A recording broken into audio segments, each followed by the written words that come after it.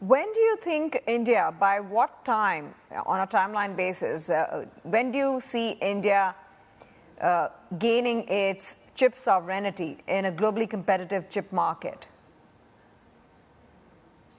It's a very complex market, and global value chains and global supply chains, as you know, they are extremely complex in the current context.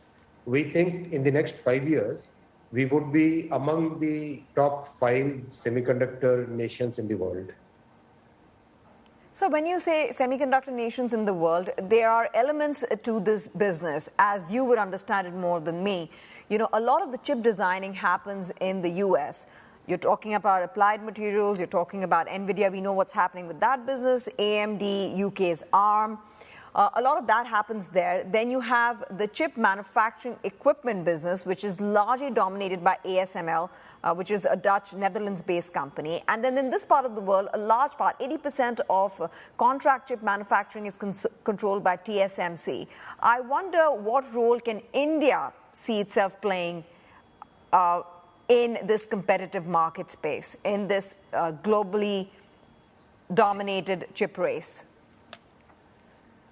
See, design, when we say a lot of design is happening in US, we also have to look at the global capability centers, the GCCs and the semiconductor design centers, which are located in India, right?